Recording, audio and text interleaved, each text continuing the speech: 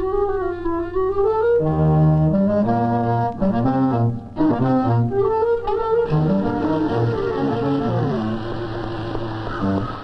Tim. Look what I got in my school report. Hey, that's pretty neat. Look what I got. Boy, you're gonna have a lot of corrections to make. Yeah, I know. Hey, you guys! Let's go play some football! I can't. I've got to correct my report. I see what you mean.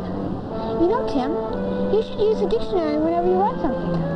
The dictionary? Sure, it's simple. I use it all the time.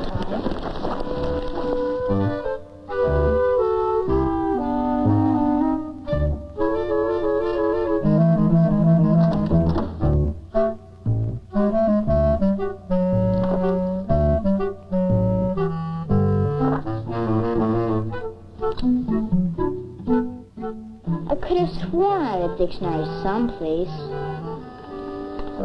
Hello there. I believe you're looking for me. I'm underneath all of this stuff.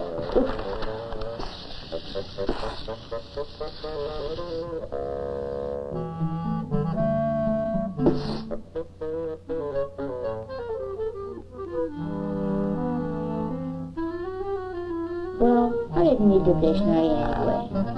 Okay, what am I supposed to do? Correct the spelling and look up some new words. The history of the bicycle. Report by Tim Adams. The bicycle was invented over 150 years ago.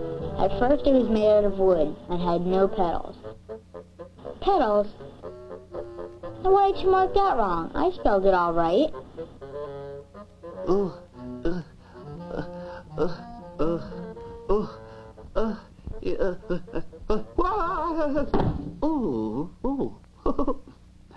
Please excuse me for dropping in like this. I surmised you were in need of my assistance. Please bear with me just a moment longer while I freshen up a bit.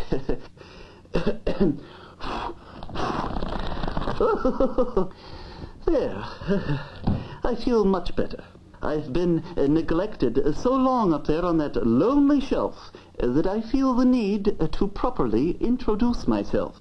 I am the dictionary. D-I-C-T-I-O-N-A-R-Y. I'm a veritable lexicon of the English vocabulary. Now what was that word that was causing you so much consternation? What? Causing you so much trouble. Oh, pedal. Ah, yes. Pedal. Well, specifically, which pedal did you mean? What? Well, my compatriot, you must understand there are 3 different pedals in the English language. Oh, I mean a pedal on a bicycle. Ah, yes, of course. Now let's take a look. Patagonia, Pattycake, Payola, Pizzazz, Pecksniffian, and Pedal. Pedal. P-E-D-A-L. No wonder it was marked wrong. I spelled it P-E-D-E-L. No such word, my youthful companion. No such word. Yes, pedal. A lever operated by the foot, used in transmitting motion. Yeah, like on a bicycle. Correct.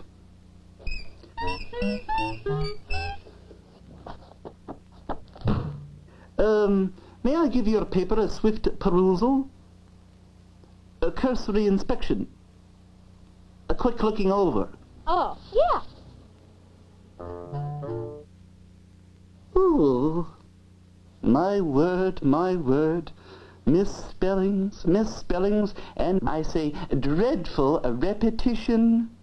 You repeat the same old tired words over and over again. You should look up new and exciting words that mean the same things. Whee! Oh, how very embarrassing. I guess I'm just out of practice. But I really don't have time to look up every word in the dictionary. Besides, that gets real boring. Boring? Did you say boring? In all fairness, you're probably reluctant to use me because you simply haven't learned your alphabet yet, correct? Of course I know the alphabet. Oh, you do? Well, that's all anybody needs to know in order to use the dictionary. You must simply be incognizant of the many services I provide. Here, take a closer look. One of my favorite words, antenna. Lovely word.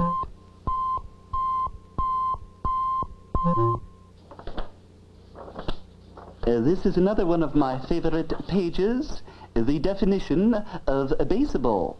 Look out, it's a pop fly. Good catch. You may keep it as a souvenir of the letter B. Thanks a lot.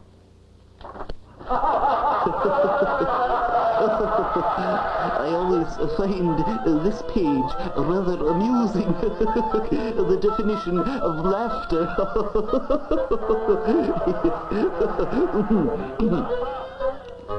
Look, up in the sky, it's a bird, it's a plane, it's a parachute.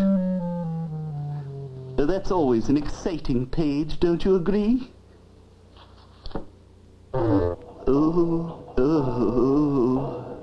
This is a page I simply cannot tolerate. The definition of pollution. Quite disgraceful. Quite disgraceful. P, Q, R, S, T, U, V, and W. Here we are. W, Waddle, Waffle, Waterloo, Welsh Rabbit, and wind. Ah, beautiful wind. Well, I presume that clears the air sufficiently? You see, my companion, I quite literally make words into an adventure. Follow this one simple rule, my friend. Every time you hear a word you don't understand, don't ignore it. Just pretend it's part of a secret code. And I'm the secret code book that will explain it all. I still don't know. I mean, I like books with stories and all, but the dictionary always seems so complicated. Well, my contentious cohort, select a word. Any word in the English language will do. Let's see. Gorilla. My word. Very well. Gorilla it shall be. Now, let's see you look up the word. But how could you look up a word if you can't spell it? Phonetics, my boy. Phonetics. Huh? The sounds letters make. Simply sound out the word and you'll find it soon enough. And now, I lay myself in your hands.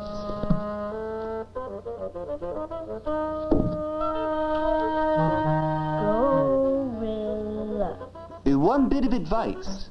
Do you see the two words listed at the top of each page? Yeah. What are they for? Those are the head words. They tell you the very first word and the very last word on each page. Which simply means you don't have to look down the page to tell where you are. Pretty neat. A, B, C, D, E, tickle, F, and G. Now let's see. Gabardine, a galosh, a glockenspiel, glyptodont, and looking at the top of the next page, what two words do you find? Good-sized and gothic. Lovely words, delightful words. Now does the word gorilla fall in between those two words? Yeah. Very well then. Now simply look down your page and find your word.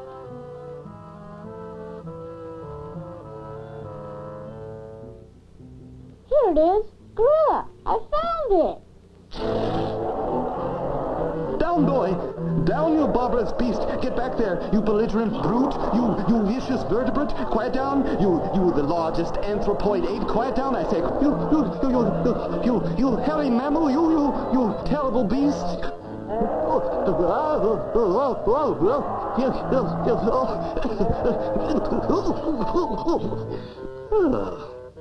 My apologies for that shocking incident. If you simply use the alphabet, finding any word can be elementary, my dear Watson. Elementary. And now, my friend, everyone knows that the dictionary provides you with the correct spellings for almost every word in the language. But there may be something that you did not know. The first word is called the entry word. Gorilla. G-O-R-I-L-L-A. Simple. The entry words are always broken down into their syllables. Go, rill, la. What's all this stuff here? The next item is really a code telling you the correct pronunciation of the word. The entire code is usually found in the front of the dictionary.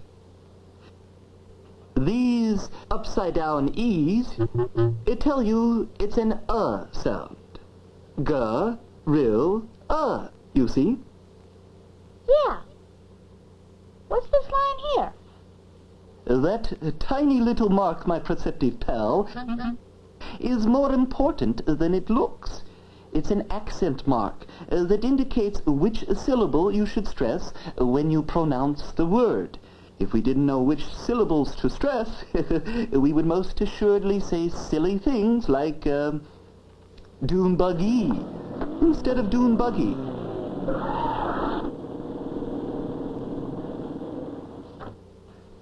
And chimera instead of camera. And gorilla instead of gorilla, right?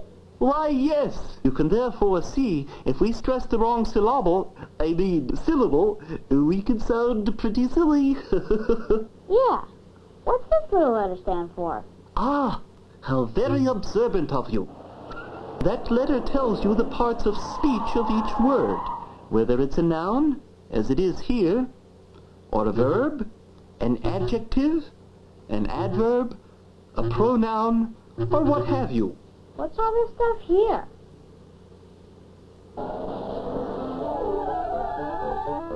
A history that tells us just how old the word is and just where it came from. The GK here means the word gorilla came from the Greek language. That's pretty neat. In a manner of speaking, yes. Which brings us to... To what? To the very bulk of the dictionary, my ingenuous innocent, the definitions.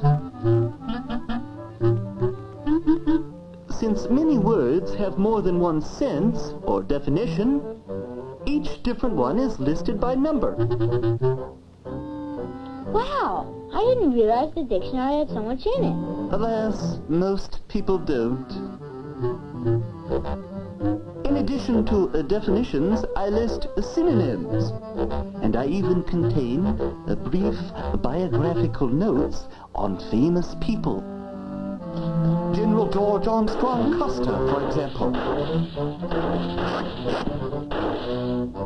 Charlie Chaplin. And even fictional characters, like Frankenstein's monster. Oh, my word. A rather intimidating character, don't you agree? And in my back pages, you can usually find various lists and tables that are often invaluable. Here is a table of weights and measures. And here is a list of the rules of punctuation. Very handy when you're doing a school report, for example. Pretty neat.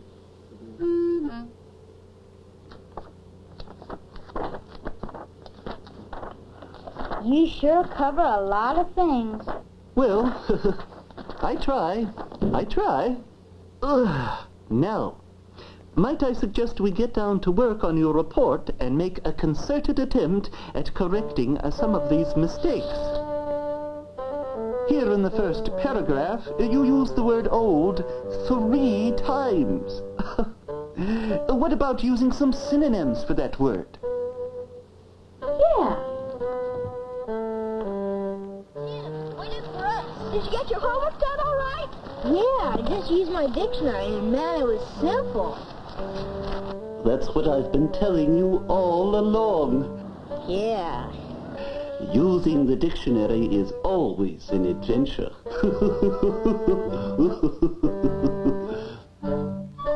Did you know there are 3 different pedals in the English language? And the synonyms for old are ancient, antique, antiquated, archaic, obsolete, time-worn, and traditional.